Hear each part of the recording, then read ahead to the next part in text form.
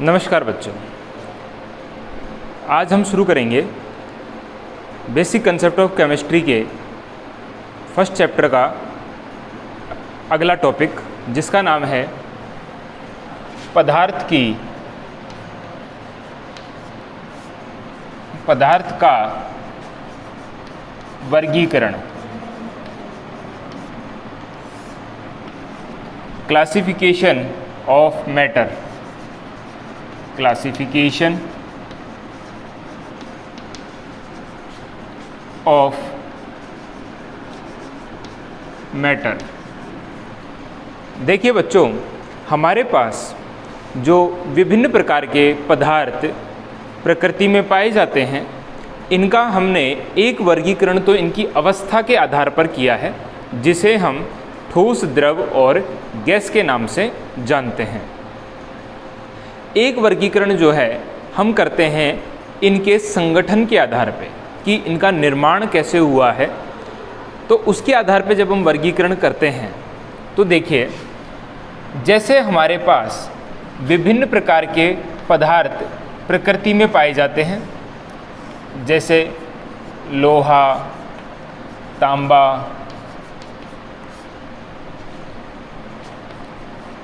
लकड़ी इत्यादि। तो जब हमने इनका विश्लेषण किया तो हमें ये ज्ञात हुआ कि इनका निर्माण तत्व या तत्वों के समूह से हुआ है। या तो इनका निर्माण किसी तत्व से हुआ है या तत्वों के समूह से हुआ है, जिसे हम यौगिक कहते हैं, जिसे हम यौगिक या कंपाउंड कहते हैं। तो देखिए बच्चों, इन तत्वों को मानव ने जैसे जैसे धीरे धीरे पहचानना चालू किया, तो पहचान कर हमने इन तत्वों को अलग अलग नाम दिए, जैसे hydrogen, carbon, nitrogen, oxygen, fluorine, chlorine, iron, copper, zinc, sodium, magnesium, aluminium, gold, silver, चांदी इत्यादि। तो ऐसे जो ये हैं, ये उदाहरण हैं हमारे पास किसके? तत्व के। तो ये सभी तत्व हैं। इन तत्वों के आपस में संयोग करने से जिन चीज़ों का निर्माण होता है, उनको हम क्या कहते हैं? यौगिक या कंपाउंड। जैसे अगर हम यहाँ से हाइड्रोजन को ले लें और यहाँ से ऑक्सीजन को लें, तो इनके आपस में संयोग करने से जल यानी कि H2O का निर्माण होता है। तो H2O क्या है? एक यौगिक है। इसी प्रकार कार्बन और ऑक्सीजन के संयोग करने से किसका निर्माण होता है? CO2 का या कार्बन मोनोऑक्साइड का। इसी प्रकार कार्बन और हाइड्रोजन के आपस में संयोग करने से किसका निर्माण होता है? मीथेन का। हाइड्रोजन और नाइट्रोजन के आपस में संयोग करने से किसका निर्माण होता है? अमोनिया का। तो ये जो हमारे पास मिले, carbon dioxide, carbon monoxide, ammonia, जल, मीथेन, ये सभी जो हैं, ये क्या हैं? यौगिक हैं। अर्थात यौगिक क्या होते हैं? जैसे CH4, H2O, CO2, CO, NH3,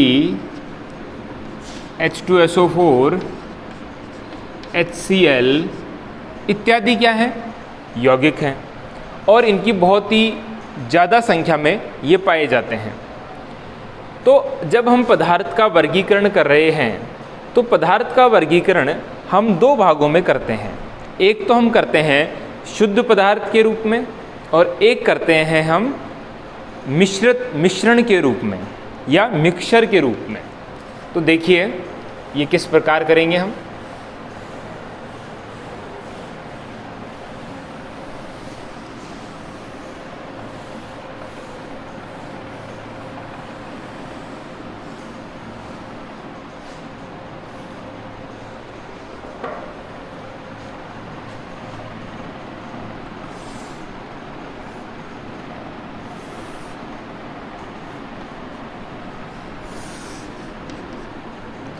एक हमारे पास होगा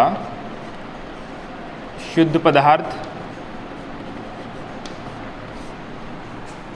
और एक होगा मिश्रण।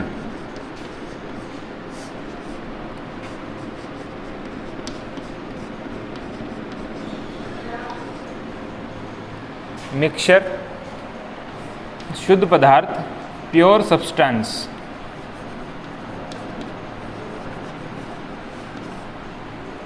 देखिए, शुद्ध पदार्थ को आगे हमने दो भागों में बांटा है, जिसमें एक है तत्व और दूसरा है यौगिक।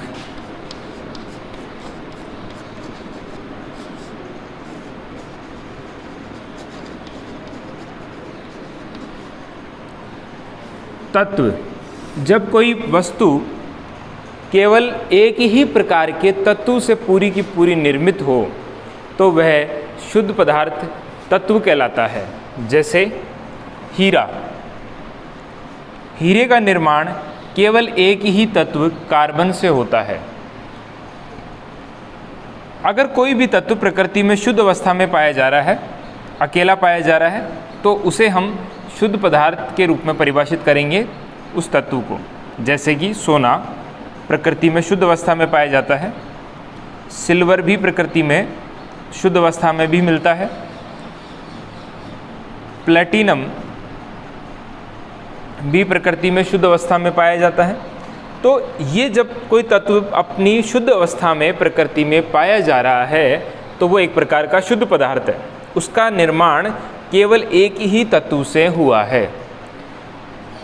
इन तत्वों के, जिनके उदाहरण हमारे पास, तत्वों के उदाहरण हमने अभी देखे थे कि हमारे पास में खूब सारे तत्व होते हैं, जैसे कि hydrogen, nitrogen, carbon, oxygen, fluorine, chlorine, neon, sodium, magnesium, aluminium.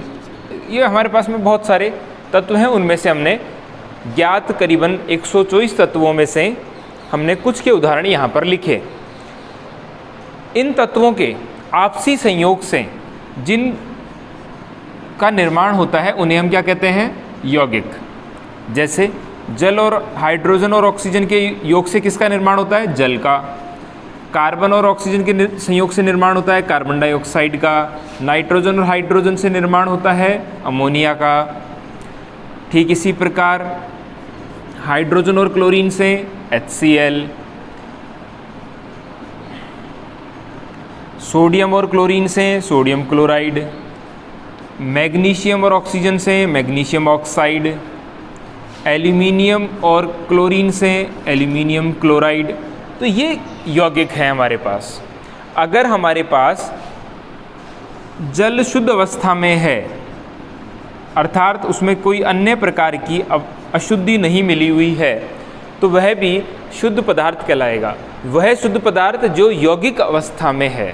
तो अर्थात हमारे पास शुद्ध पदार्थ के दो प्रकार हो गए, तत्व और यौगिक। एक तो वे शुद्ध पदार्थ जो तत्व अवस्था में मौजूद हैं, एलिमेंट अवस्था में हैं, जैसे कि हीरा जो केवल कार्बन से निर्मित होता है। प्रकृति में सोना, चांदी, प्लेटिनम शुद्ध अवस्था में पाए जाते हैं तत्व रूप में ही। तो ये तत्व रूप में पाए जाने वाले शुद्ध पदार्थ हैं। और अगर हमारे पास शुद्ध जल है या शुद्ध कार्बन डाइऑक्साइड है, शुद्ध अमोनिया है, उसमें कोई और यौगिक का मिश्रण नहीं है, तो ये यौगिक जो है वो शुद्ध यौगिक कहलाते हैं या शुद्ध पदार्थ का यौगिक रूप कहलाता है। इसके आगे हम चर्चा करेंगे मिश्रण की। मिश्रण देखिए क्या होता है, जब हम एक या एक से अधिक प्रकार के यौगिकों को आपस में मिश्रण करते हैं, मिलाते हैं, तो मिश्रण बनता है।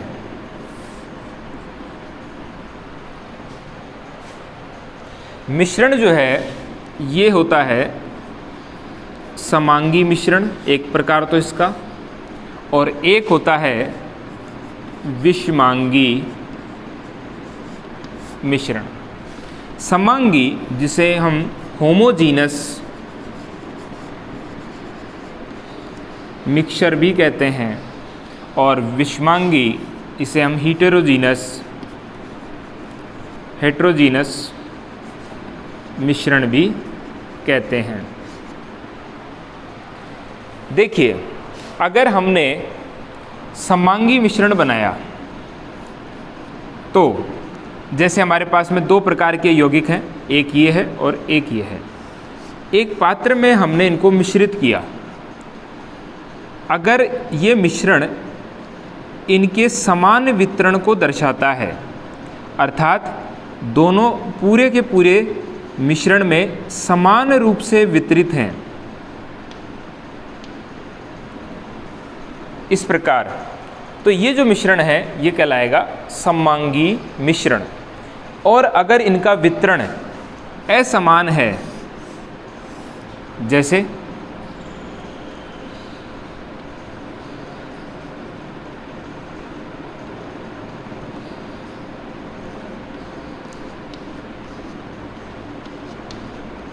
इस प्रकार है, तो यहाँ आप देख पा रहे हैं कि ये वाले जो कण हैं यौगिक के, ये पात्र के इस एक हिस्से में मौजूद हैं, उधर वाले हिस्से में मौजूद नहीं है।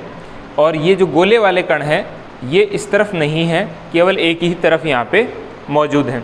तो दोनों प्रकार के यौगिकों का समान वितरण इसमें हमें देखने को नहीं मिल रहा है। तो ऐसे जो मिश्रण होंगे वो कहलाएंगे विषमांगी मिश्रण।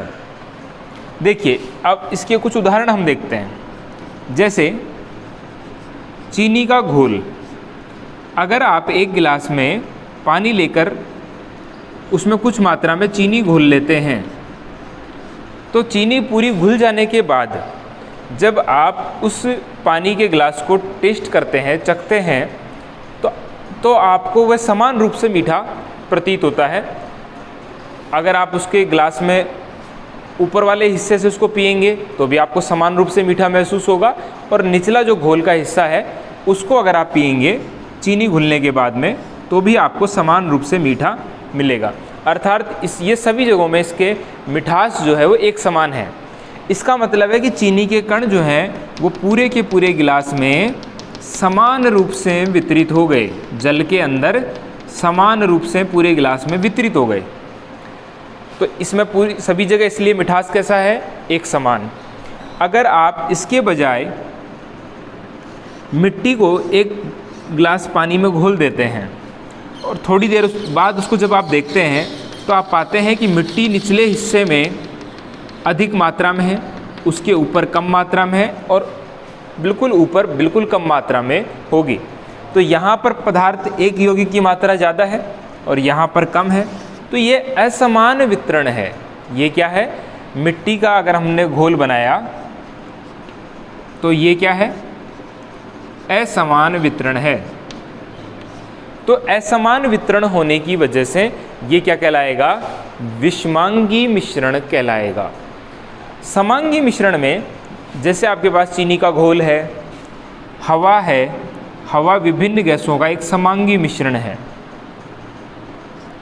नमक का घोल है इत्यादि जो हैं, नमक का घोल इत्यादि जो हैं ये समांगी मिश्रण के उदाहरण हैं। ठीक इसी प्रकार मिट्टी का घोल हो गया, ये किसका उदाहरण है, विषमांगी मिश्रण का। तो हमने यहाँ पर पदार्थ का वर्गीकरण किया। पदार्थ को दो प्रकार से वर्गीकृत किया जाता है, एक तो शुद्ध पदार्थ के रूप में और एक मिश्रण के रूप में। हमने देखा कि शुद्ध पदार्थ के दो भाग होते हैं, एक तत्व और एक यौगिक। अगर कोई वस्तु केवल किसी एक ही प्रकार के तत्व से बनी हुई है और पूर्णतया शुद्ध है तो वे शुद्ध पदार्थ तत्व रूप वाले कहलाते हैं। और ऐसे शुद्ध पदार्थ जो यौगिक रूप में पाए जा रहे हों, जैसे कि H2O, CO2, अमोनिया, HCl आदि, ये शुद्ध पदार्थ यौगिक रूप के कहलाते हैं। मिश्रण बनता है दो या दो से अधिक प्रकार के यौगिकों को मिलाने से। अर्थात जैसे हम CO2 और H2O को आपस में मिला दें एक पात्र में, तो ये जो मिश्रण बना है ये मिश्रण कहलाएगा। अब ये आगे समांगी भी हो सकता है और विषमांगी भी हो सकता है। आगे हमने देखा कि समांगी क्या होते हैं, जिनमें यौगिकों का जिनको मिश्रित किया गया है, अगर पूरे पात्र में एक समान वितरण हो, समान रूप से ये पूरे में हो वितरित, तो ये समांगी मिश्रण कहलाता है। और अगर वितरण कैसा हो, असमान हो, असमान वितरण वहाँ देखने को मिल रहा हो, तो ये कहलाता है विषमांगी मिश्रण। तो बच्चों, हमने यहाँ सीखा पदार्थ का वर्गीकरण। अगली कक्षा में हम विस्तार से चर्चा करेंगे पदार्थ की अवस्थाओं के बारे में। धन्यवाद।